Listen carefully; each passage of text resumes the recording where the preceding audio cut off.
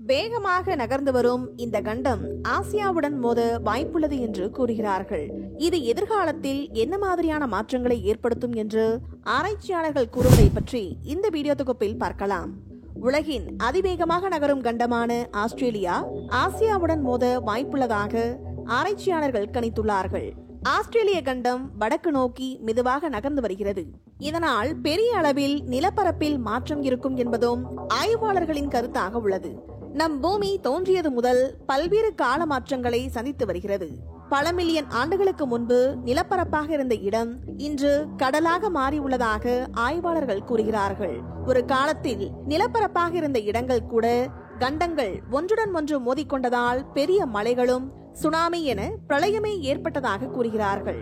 எளிதாக சொல்ல வேண்டும் என்றால், ஒரு காலத்தில் வேறு வேறு தோற்றத்தில் இருந்த நிலப்பரப்புகள் நில அதிர்வு, சுனாமி, நில அடுக்கு நகர்வுகள், எரிமலை வெடிப்புகள் காரணமாக உருமாற்றம் அடைந்து தற்போது இருக்கும் தோற்றத்தை பெற்றுள்ளதாக ஆய்வாளர்கள் கூறுகிறார்கள்.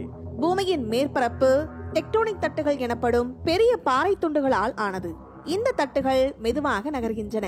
இந்த நகர்வு கண்டங்களின் நகர்வுக்கு காரணமாகிறது. ஆஸ்திரேலியா இந்திய ஆஸ்திரேலியன் டெக்டோனிக் தட்டில் அமைந்துள்ளது. இந்த தட்டு ஆண்டுக்கு சுமார் 7 சென்டிமீட்டர் வேகத்தில் வடகிழக்கு திசையில் நகர்கிறது.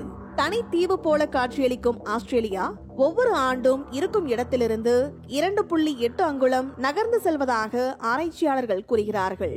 இயற்கையாக நடக்கும் இந்த மாற்றத்தினால் சர்வதேச அளவில் புவியியல் ரீதியாகவும் காலநிலை, பல்லுயிர் ரீதியாக பல மாற்றங்கள் நடக்கும் என்று எதிர்பார்க்கப்படுகிறது.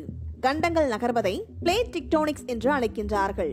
நம் பூமியில் பலாயிரம் கோடி ஆண்டுகளாக கண்டங்கள் நகர்வது தொடர்ந்து கொண்டுதான் உள்ளது.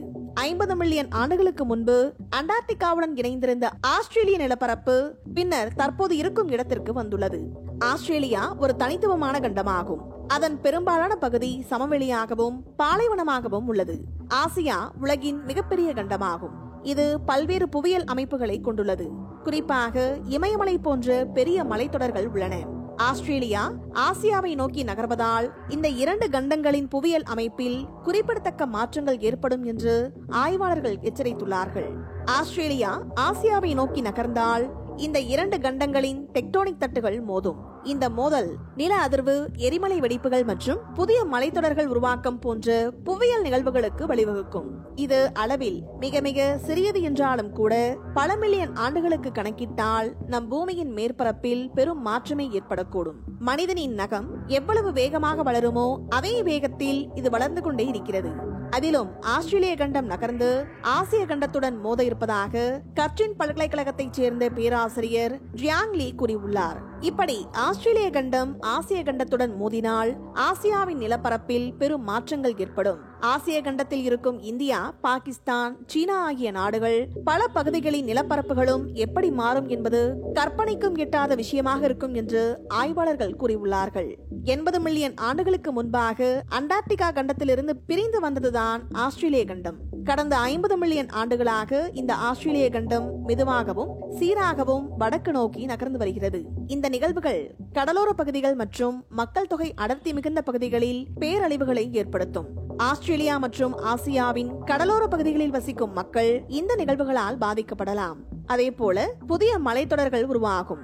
மேலும் டெக்டோனிக் தட்டுகள் மோதும் போது கடல் மட்டம் உயர்வு மற்றும் பருவநிலை மாற்றங்கள் ஆஸ்திரேலியா மற்றும் ஆசியாவில் வாழும் உயிரினங்களை பாதிக்கும். அதேபோல பொருளாதார மற்றும் சமூக மாற்றங்கள் ஏற்படும். ஆஸ்திரேலியா ஆசியாவுடன் சேர்வதற்கு இன்னும் பல ஆண்டுகளாகும் என்று தெரிவித்த ஆராய்ச்சியாளர்கள் அதன் தாக்கத்தை தற்போதே உணர முடிகிறது என்று கூறியுள்ளார்கள். இந்த வீடியோ உங்களுக்கு பிடித்திருந்தால் லைக் மற்றும் ஷேர் செய்யுங்கள். மேலும் இது போன்ற சுவாரஸ்யமான வீடியோக்களுக்கு எங்கள் சேனலை சப்ஸ்கிரைப் செய்யுங்கள். நன்றி.